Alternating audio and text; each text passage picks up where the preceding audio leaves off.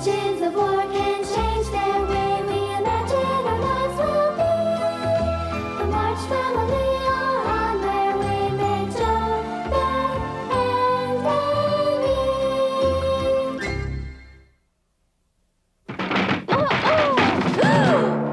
Amy. This morning, Beth was taken hostage by a runaway slave, but he let her go right away because he could see that we wanted to help him. His name is John, and we're hiding him in our cellar. You see, he'd been forced to serve in the Confederate Army against his will. He'd managed to slip past their sentries and escape, but now they're searching for him. And if he's caught, he'll be severely punished. But worst of all, he'll lose his freedom and be a slave again. You in there! It's all right. Open up this door! Go Open on. Up, you hear me?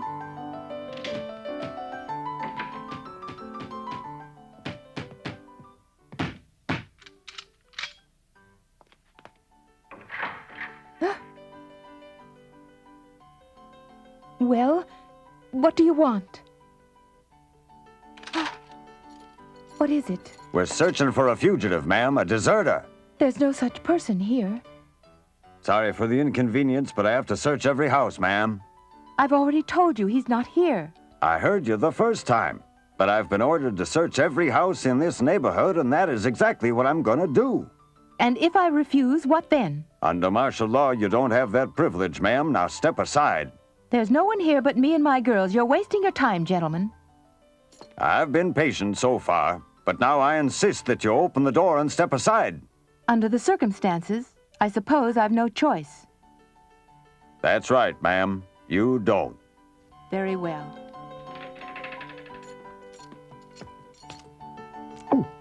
Follow her, Lance. Corporal!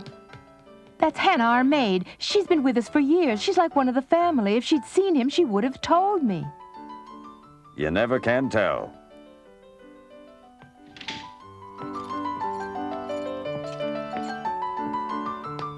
Excuse me, ladies.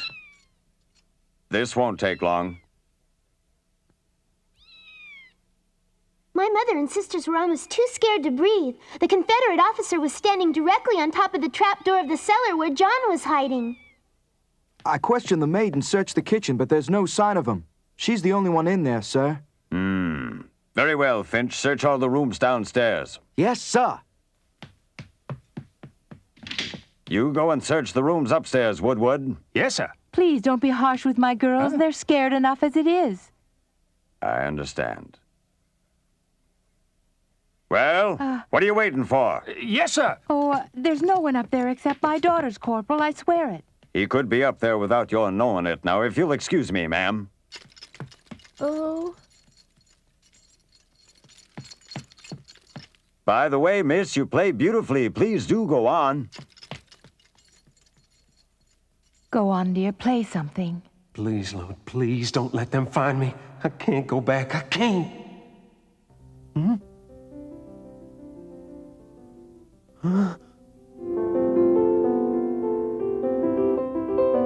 room at the end of the hallway. Take a look, Woodward. Yes, sir.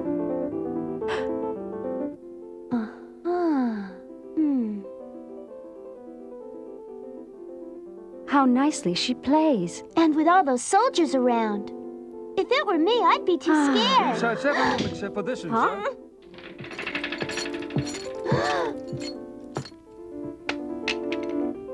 Excuse me. We're looking for a runaway Negro, miss. Well, he isn't here. I warn you, miss, if you lie to us, you could be sent to prison. What I've told you is the truth. Very well, then, young lady. Will you swear that the man we're looking for isn't somewhere in this house? The only strangers here are you and your men. You there. The young artist. You know where he's hiding, don't you? No, I don't. If I'd started to cry, he'd have known I was lying. So I held back my tears, picked up my pencil, and started to draw again. Thank goodness I had my sketch pad handy. Otherwise, who knows what would have happened. Would you like me to do a complete search of the room, sir? No need for that, but do a thorough search of every other room on this floor. Sir. By the way, young lady, for what it's worth, If drawing portraits is your hobby, I suggest you find another. Amy, you were wonderful. Amy! Oh, Amy, dear, what's the matter? Woodward, take 3 men and search the grounds. The rest of you men search the outbuildings. Now move out. We haven't got all day. Oh, Amy, darling, I'll take you to your bed. What happened, Meg? Nothing, dear, just rest, all right? All right.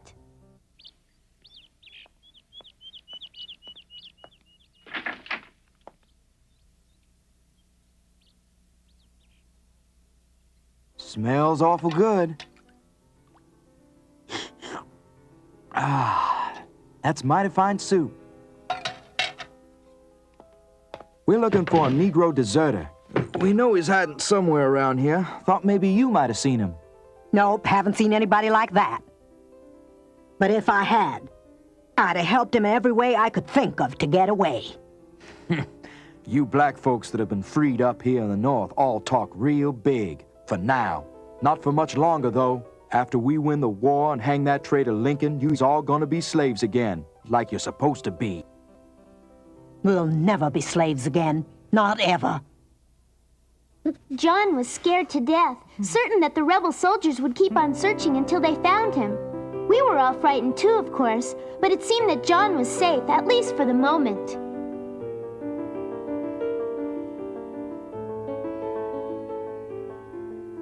That's lovely. I haven't heard a piano in 2 years. Well, I better have a look at that fireplace. Fireplace? Sometimes they hide up the chimney. Excuse me, miss.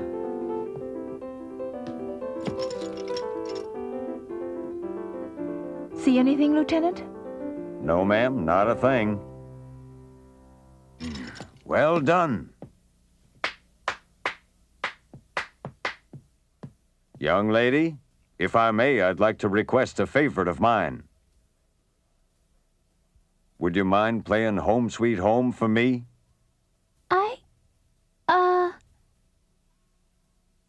Go on, dear.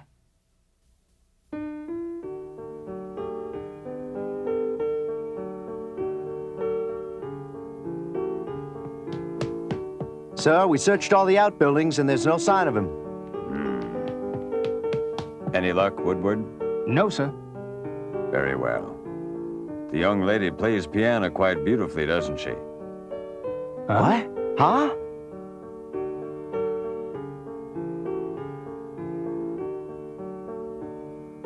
How very strange. There sat Beth playing for the Confederate officer who'd forced his way into our home. A man who believed he had the right to enslave other men simply because their skin was darker than his. And yet, he wasn't an evil man. In fact, he reminded me of Father, a man who was fighting for what he believed in and who missed his home and family very much.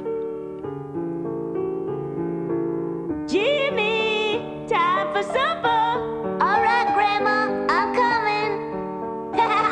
Whoa, whoa. Grandma. Oh, Jimmy. I love you.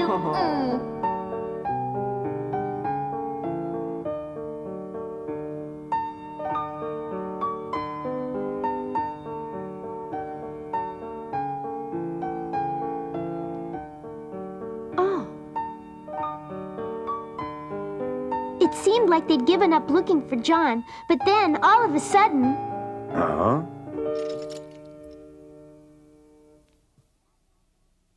At that moment, it seemed certain that the lieutenant had discovered the secret door hidden beneath the rug.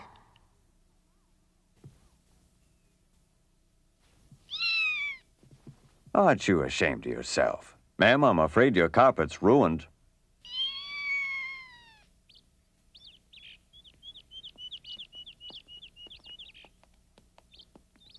Corporal Baker, you're to report to headquarters right away. We're on our way. But John will get away, sir. Yes, that's quite true, Finch. There's nothing we can do. We've got a war to fight. Can you hear me, John? I hear you just fine. The soldiers are gone, but you'd better stay there till we're sure they're not going to come back. All right, I'll be waiting. It's a blessed miracle. I'm free now. I'm a free man. Freedom. Yes, sir, I'm free.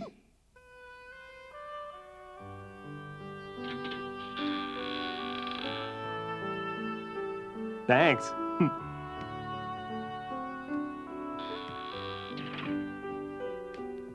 There are still several soldiers patrolling the streets, but now that it's dark, we can slip by them. Mrs. March, I'll never forget what you done for me. I thank you, every one of you. Nonsense, it was nothing. Now I think you'd better hurry. I made a little something for your trip. Oh, thanks, Hannah. I appreciate it. I've included $20 along with the food. You've a long way to go. I can't tell you how grateful I am. Mrs. March has given you that money as a gift. But if you're the man I think you are, you'll pay her back just as soon as you can. Right? Right. Ain't no doubt about that. I won't hear of it. It's a gift, and so it shall remain. Well, I appreciate that, ma'am. But I'll pay you back someday. Those soldiers might come back. We'd better hurry. Yes'm.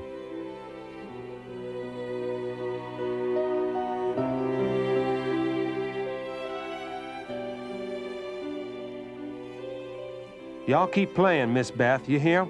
You got talent. All right. Life is funny sometimes. The desperate, frightened man who had taken Beth hostage was now happier than anyone I'd ever seen. For his prayers had been answered. He was a free man. Most of the soldiers left the next morning, so even though the rebels were still in control, there were no more searches or patrols, and we all breathed a sigh of relief and carried on as usual. Karen has a new doll. Oh, let's go see it, shall we? Mm-hmm. What does it look like? Have you seen it? Not yet.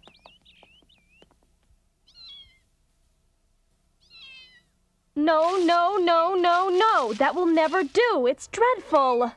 Ah! If I have to listen to this cat for one more second, I'll go mad!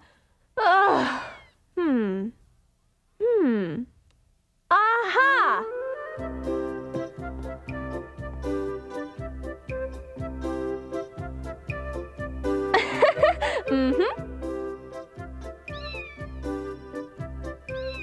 Uh-oh. No, Milky Ann. Don't you dare. Here now. In the box, not on the floor.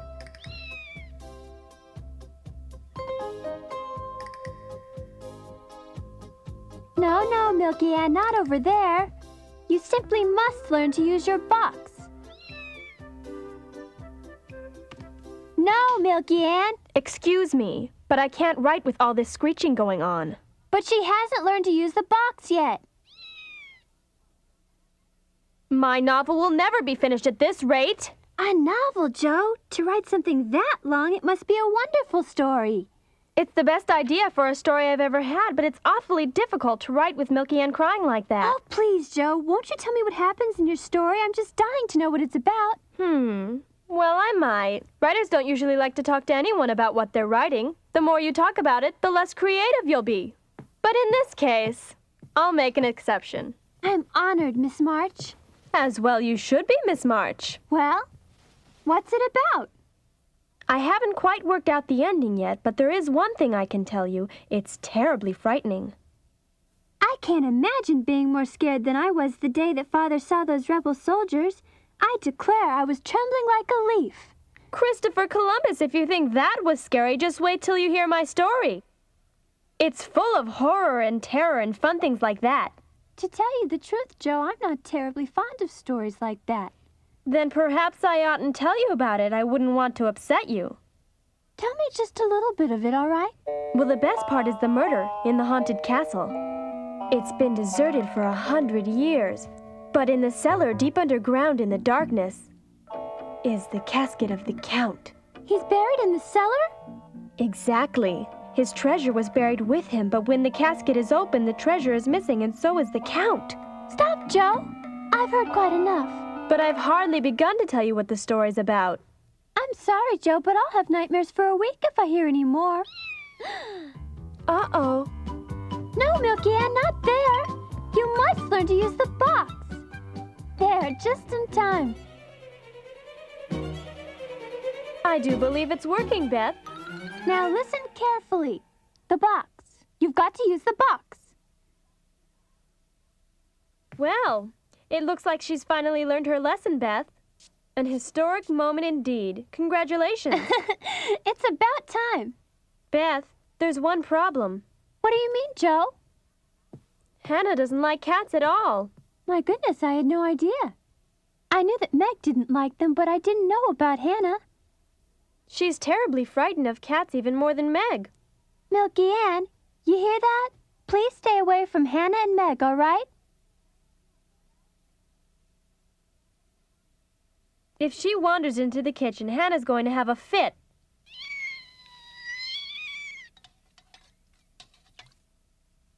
A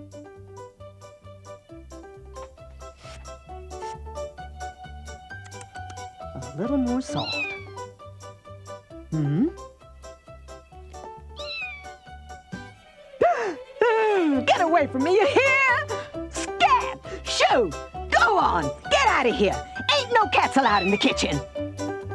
Yeah! Go on, get! Scat cat! Go on!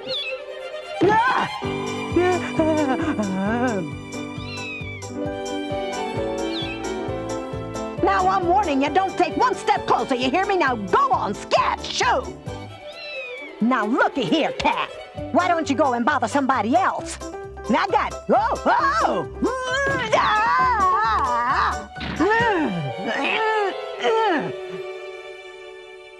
Scat! Chew! Scat! Go on now! Go on and plague somebody else. Has Aunt March responded to Father's letter yet, Mother? No, dear, I'm afraid not. But the mail service hasn't been the same since the war began. She might never have received it. That's why I've decided to write her about it myself. Then we're leaving York after all, aren't we, Mother? Yes, that's right. And we're not the only ones. There are many families moving away until the crisis is over. Mrs. Walker and her family are moving to Boston, and Mrs. Johnson is moving to Pittsburgh. Alice is moving to Vermont. Why is everyone so afraid? There's bound to be a battle in this area, Meg. The Confederates are gathering their forces here, and our army must prevent them from attacking the capital. I've heard that there might be a battle at Gettysburg. That's your father's opinion as well. Gettysburg's only 10 miles away. No wonder everyone's afraid. So you see, Meg, there's no longer any doubt that it'll be dangerous for us to stay. Well, I suppose we must move then, more's the pity. Oh, scat! Milky Ann, stop that! Away! Dear. I hate to leave our home as much as you do. Nonetheless, we must move to Newcourt as soon as we can. I've no doubt that Aunt March will find a suitable lodging. She's lived there all her life, so I'm certain she's bound to find a lovely home for our family. I don't understand why Aunt March should want to do so much for us, Mother. She hardly knows us. Well, she's always been quite fond of your father. He believes that she'll help us however she can. When we go, we'll have to leave most of our things here, I suppose. Well, we won't take any of the furniture, of course. As for the rest, we'll take what we can. We'll pack everything other than personal belongings and take them to the station to be sent to Newcourt by freight. You're talking about the station at Gettysburg, right, Mother? Yes, that's right. But, Mother, it's likely that's where the battle will take place. What's important now is to gather up what we're taking along. We can decide how to get our things to Newcourt after we pack. I'm curious about our financial situation. Are you sure we can afford it, Mother? Why do you ask, Meg? It'll be quite expensive to move. True enough, but don't worry. We've got enough money to get us to Newcourt and then some. You'll be happy to know that financially we're quite secure. Your father invested his money quite wisely, you see. Invested? Your father has invested his money with Mr. James, who owns the shoe factory. He's a wonderful man and your father's best friend. But Father knows nothing about shoes. That's true. But when Mr. James told Father that his factory had been chosen to make shoes for the Army, Father helped him expand his operation in exchange for some of the profits. Oh, no! Oh! Huh? Go on, Mother. The point is, we have enough money to see us through and none of you need worry about it. Now, girls, I must finish this letter or we won't be moving anywhere. And when I'm finished, will you mail it for me, Meg? Of course.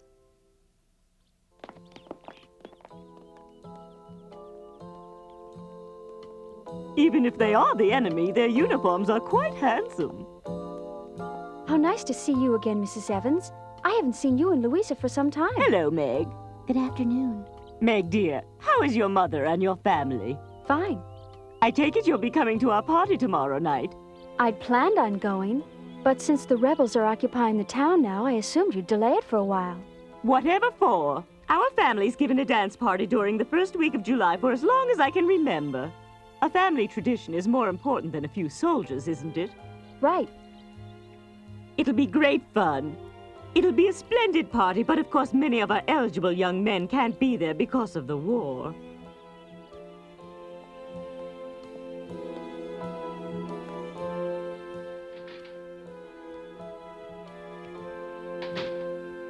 It's such a lovely day. I decided a long walk would be just the thing, and since I was in the neighborhood, I thought I'd drop in to see if my dress is ready yet. Oh, yes. I just finished it a moment ago. Thanks. Is that your new dress, Meg? And just in time, too. It looks like the Evans are having their party after all. I'll go tell the family. You must put it on as soon as you get home, Meg. Huh? What on earth is taking her so long? Don't be cross. It isn't every day a girl gets a new dress.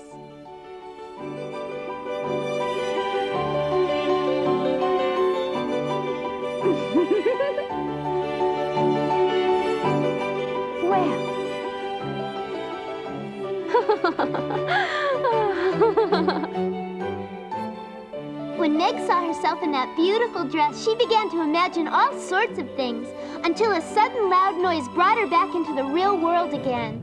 Oh. I heard the noise too, but at that moment I was too enchanted by Meg's dress to give it a moment's notice. I thought it was thunder, but if I'd been listening more closely, I'd have known it was something else entirely. Meg. It's lovely. It's beautiful, really it is. As it turned out, the noise we had heard was the sound of cannons. The Battle of Gettysburg had just begun.